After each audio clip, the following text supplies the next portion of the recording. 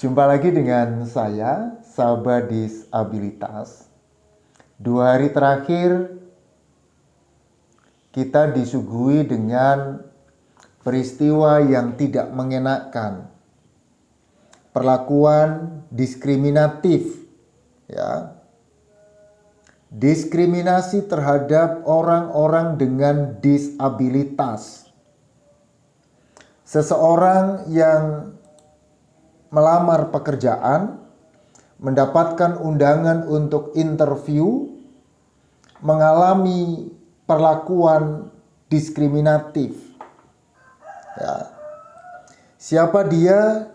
Dia adalah Tonanda Putra. Ya.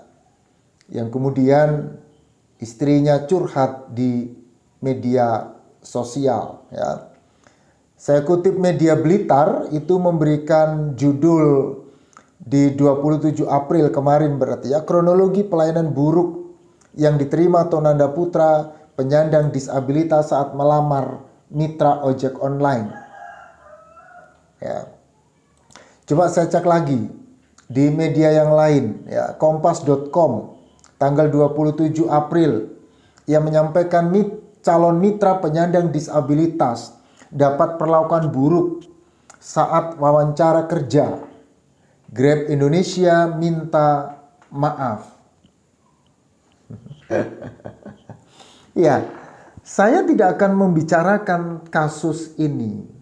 Tetapi maksud saya tergerak untuk mengedukasi. Ya, perihal aturan-aturan main yang berkaitan dengan orang-orang dengan disabilitas.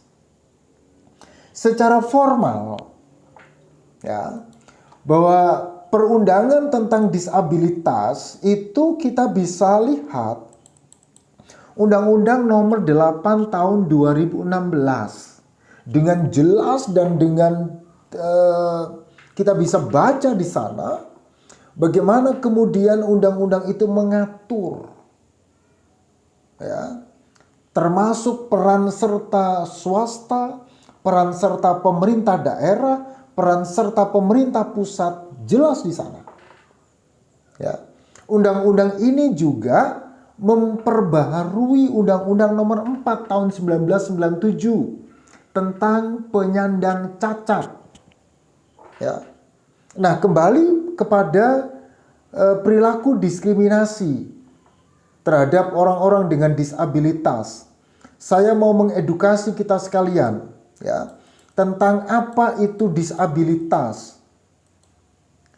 Disabilitas, ya, pasal 1 ayat 1 disampaikan di sana dengan sangat jelas, ya, bahwa disabilitas itu, ya, saya baca sebentar. Penyandang disabilitas adalah setiap orang yang mengalami keterbatasan fisik, intelektual, mental, dan atau sensorik dalam waktu yang lama, yang dalam berinteraksi dengan lingkungan dapat mengalami hambatan dan kesulitan untuk berpartisipasi secara penuh dan efektif dengan warga negara lain berdasarkan kesamaan hak. Ya, ini pertanyaan siapa disabilitas, ya. Dengan begitu termasuk menjawab tentang ragam disabilitas. Disebutkan ada ragam disabilitas fisik, disabilitas mental, disabilitas intelektual, dan disabilitas sensorik. Ya. Kembali kepada pekerjaan, ya. Apakah kemudian orang-orang dengan disabilitas mempunyai hak yang sama untuk mendapatkan pekerjaan, ya, supaya kita tahu, supaya para pemilik perusahaan, teman-teman penyandang disabilitas, warga masyarakat, komunitas, semuanya paham, ya, akan hal ini, ya. Oke, pasal yang ke-11 saya baca untuk kita sekalian, ya. Hak pekerjaan, kewirausahaan, dan koperasi untuk penyandang disabilitas itu meliputi, ya, memperoleh pekerjaan yang diselenggarakan oleh pemerintah, yaitu pemerintah pusat, pemerintah daerah, atau swasta tanpa diskriminasi. Ingat, tanpa diskriminasi. Ya. B.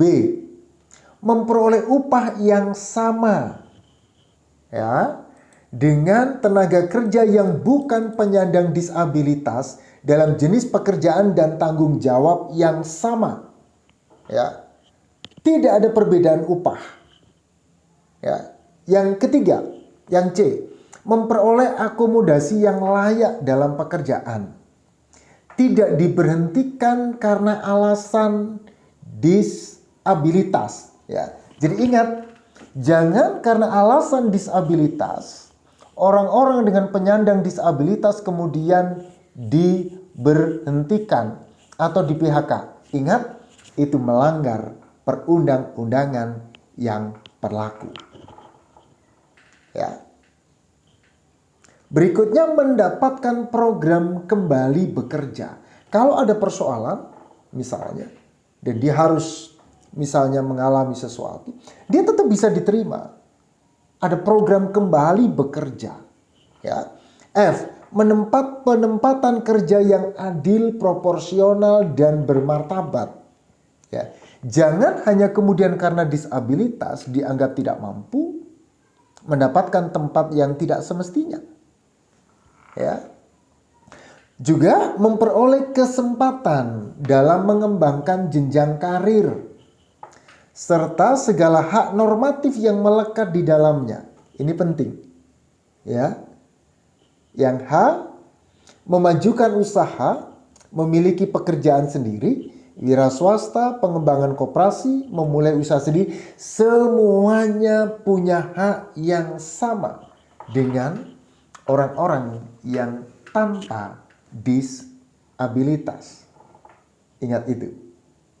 Ya. Nah, berikutnya adalah bagaimana peran pemerintah, swasta. Apakah kemudian mereka wajib memberi pekerjaan kepada orang-orang dengan disabilitas? Pasal 11 tadi ingat ayat yang A, memperoleh pekerjaan yang diselenggarakan oleh pemerintah dan pemerintah daerah atau swasta tanpa diskriminasi. Jelas ya? Artinya pemerintah, pemerintah pusat, pemerintah daerah, dan swasta mempunyai kewajiban memberikan pekerjaan kepada orang-orang dengan disabilitas. Ya. Saya baca pasal yang ke-45. Ya.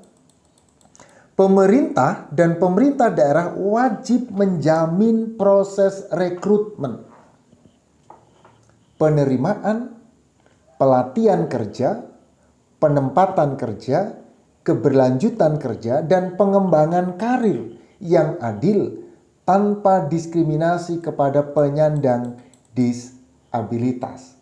Ingat, menyediakan rekrutmen, penerimaan, penempatan.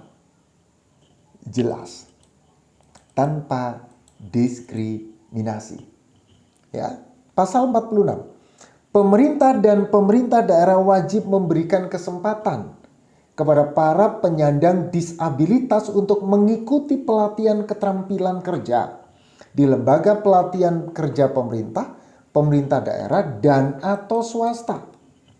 Lembaga pelatihan kerja sebagaimana dimaksud pada ayat 1 di atas harus bersifat inklusif dan ingat mudah diakses.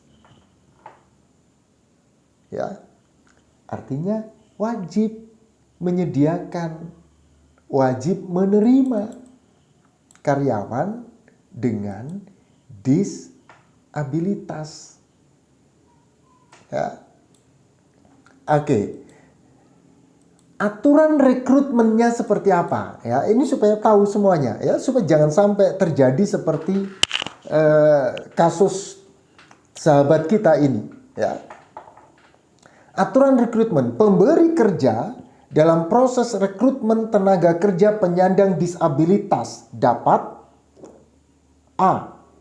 Melakukan ujian penempatan untuk mengetahui minat, bakat, dan kemampuan.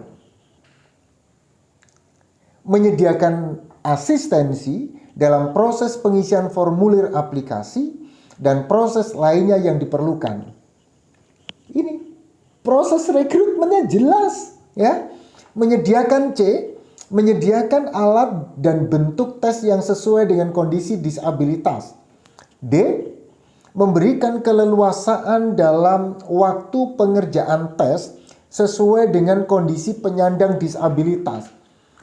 Proses rekrutmennya, ingat, sangat bermartabat, ya.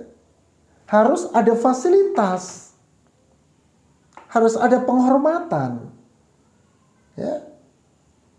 Bukan diteriak, bukan dipanggil jauh, bukan seperti ini, ya. Pelecehan, ya. Ingat ya, pasal 47 sangat jelas. Aturan rekrutmen terhadap penyandang disabilitas, ya. Bahkan pasal 48, ya, pemberi kerja dalam penempatan tenaga kerja penyandang disabilitas dapat memberikan kesempatan untuk masa orientasi. Ingat, orientasi atau adaptasi di awal masa kerja dengan menentukan apa yang diperlukan termasuk penyelenggaraan pelatihan atau magang. Nah, ini penting untuk diketahui para owner, ya, para usahawan, ya, artinya tadi owner pabrik, ya, begitu ya, pengusaha-pengusaha, begitu ya. Ini penting supaya tidak melanggar norma-norma yang ada, ya. Oke. Apakah ada aturan diskriminatif? Ada aturan yang mendiskriminasi? Pasal 49 sangat jelas. Pemberi kerja wajib memberi upah kepada tenaga kerja penyandang disabilitas yang sama dengan tenaga kerja yang bukan penyandang disabilitas, dengan jenis pekerjaan dan tanggung jawab yang sama. Nah, tidak ada diskriminasi. Pemberi kerja wajib menyediakan akomodasi yang layak. Pasal 50 ayat yang pertama, ya, sangat jelas mengatur di situ. Membuka mekanisme pengaduan, ya. Pemerintah daerah wajib menyosialisasikan penyediaan akomodasi yang layak. Ya, ini artinya apa? Tidak ada diskriminasi di sana, ya. Tidak ada perbedaan di sana bagi para penyandang disabilitas. Bahkan ingat, lembaga pemerintah, pemerintah daerah, badan usaha milik negara, badan usaha milik daerah wajib mempekerjakan paling sedikit 2%. Ya, paling sedikit 2% penyandang disabilitas dari jumlah pegawai atau pekerja. Ya, 2%. Ya. Tinggal hitung saja. Kalau 100 orang, ya, 2%-nya paling tidak, paling sedikit 2 orang. Ya. Itu pemerintah, BUMN. Bagaimana dengan swasta? Ingat, ada juga. Perusahaan swasta wajib mempekerjakan paling sedikit 1% penyandang disabilitas dari jumlah pegawai atau pekerja. Ya. Nah, artinya para sahabat disabilitas, orang-orang dengan disabilitas mempunyai kesempatan dan hak yang sama untuk mengembangkan diri, mengembangkan karir, dan perundangan mengaturnya. Bagaimana dengan Anda semuanya? Apakah sudah membuka diri untuk menerima orang-orang dengan disabilitas dalam aktivitas pekerjaan Anda? Ataukah Anda masih sangat tertutup, eksklusif, menganggap orang-orang dengan disabilitas tidak cakap bekerja seperti Anda? Silakan komentar di kolom chat. Terima kasih, tetap semangat, dan tetap jaga kesehatan. Salam sejahtera.